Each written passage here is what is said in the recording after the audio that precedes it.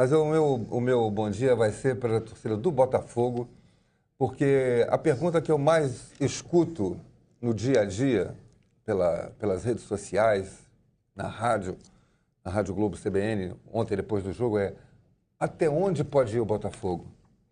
Eu digo, falei para o Juninho ontem, que comentava o jogo comigo, até o título. Por que não? Por que é que o Botafogo não pode sonhar em brigar pelo título da Copa Libertadores? Pode sim. O Botafogo derrubou o Colo-Colo, muitos títulos e muitas participações de Libertadores. Derrubou o Olímpia e decidindo na casa do adversário as duas. Da mesma forma, foi para a fase de grupos, num grupo da morte, onde todos eram melhores do que ele. E o Botafogo terminou em primeiro lugar, contra o atual campeão, o Atlético Nacional da Colômbia, contra o Barcelona de Guayaquil e contra o Estudiantes. Ganhou de todos eles. Ganhou do Atlético Nacional 2 vezes.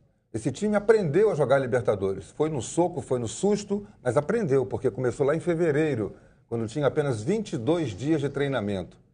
Isso não é uma pré-temporada, 22 dias de treinamento para jogar uma decisão, porque o primeiro jogo contra o Colo-Colo, que ele ganhou por 2-1 no estádio Newton Santos, foi uma decisão. Uma semana depois foi decidir na casa do adversário em Santiago, naquela pressão toda, e empatou o jogo de 1-1, se classificou. E daí para cá foi só decisão, uma atrás da outra. Portanto, eu digo que o Botafogo pode até mesmo sonhar com o título.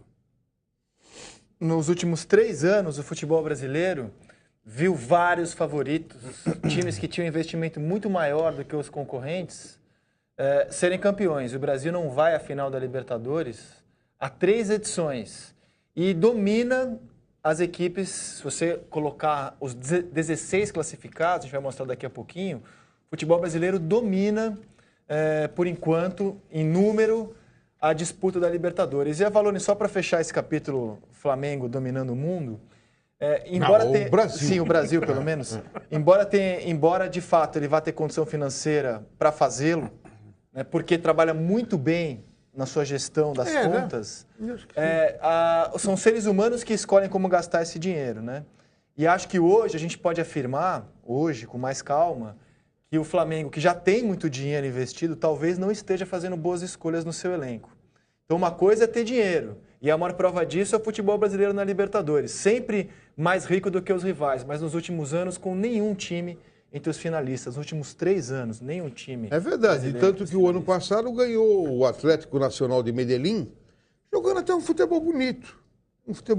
Contra o Independiente Del Valle, que é um timezinho pequeno da América do Sul. Sim, mas eliminou o São Paulo. Ganhou do São Paulo no Morumbi, ganhou do São Paulo em Medellín. E realmente não se expandiu. Não foi bem no Campeonato Mundial, né? Não se expandiu. Então tudo pode ser e pode não ser. Eu citei o exemplo da Série Corinthians, que foi muito badalado em São Paulo. Era para ser o domínio do futebol brasileiro. Citei esse ataque que era teoricamente fantástico, Edmundo, Romário e Sávio, e também não deu lá essas coisas. Então futebol é isso. Tudo pode ser e pode não ser. Eu já vi a Inter de Limeira campeão paulista, já vi o Ituano campeão paulista, já vi o Bragantino campeão paulista. O Paulista campeão da Copa do Brasil. O Paulista campeão da Copa. O Santo André campeão da Copa. Com todo o respeito, Paulista, Santo André e tal. Mas então o futebol é apaixonante por isso, porque é o único esporte coletivo onde o mais fraco pode ganhar. E olha, vamos dar uma olhada por país nos times que vão jogar a próxima fase da Libertadores, as oitavas de final. São 16 classificados. E aí o Brasil tem 6 times lá. 8 times brasileiros entraram na competição, 6 se classificaram, 5 como primeiros nos seus grupos. O Furacão, o Atlético, foi o único que ficou na segunda posição. Agora a gente mostra os times argentinos. A Argentina tem 5 times grandes no seu futebol. Destes 5 grandes, apenas 2 estão aqui. São o River Plate e o São Lourenço. Temos o Godoy Cruz, que é considerado um time pequeno, de Mendoza, e o Lanús, que é um time médio. Na Bolívia, a gente tem o Strongest, que é o time mais popular, joga em La Paz, e o Jorge Wilstermann, que joga em Cochabamba. Os dois têm como arma, quando são mandantes, a altitude. No Equador, a gente tem o Barcelona de Guayaquil e o Emelec.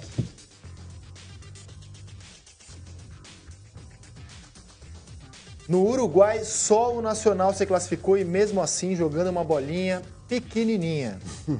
No Paraguai, só o Guarani. E é isso. É isso. E esse Guarani também não é a grande expressão do Paraguai? Não. Acho que completando isso aí que o Heraldo O falou. Botafogo eliminou a grande expressão do Paraguai, que é o Olímpia. 3 vezes campeão da Libertadores, o rei de Copas. O Botafogo despachou. Aliás, foi um dos campeões que o Botafogo deixou para trás. O Botafogo deixou para trás nessa Libertadores o Olímpia, o Colo-Colo, o Atlético Nacional de Medellín, o Estudiantes. Tem 4 títulos.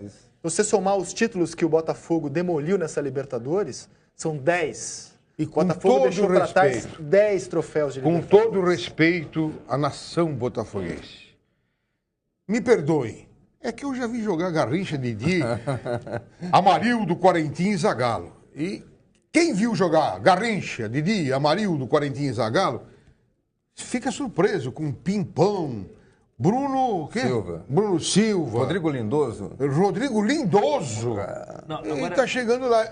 Você tá vendo como a incoerência do futebol, André? Mas eu vou te falar uma coisa também. Esse time pode não ser uma equipe à altura das tradições do Botafogo, mas é um time tão valente, tão raçudo, que se entrega tanto, ele desperta uma simpatia do torcedor. Muitas vezes o time não tão bem privilegiado tecnicamente, mas que se mata em campo, como esse Botafogo, cai nas graças do torcedor. É verdade. Está abraçado pela torcida. Abraçado totalmente. Com todas as críticas e tal, com todas as coisas que acontecem nessa relação de amor e ódio que o torcedor sempre tem com o seu clube, esse time está abraçado.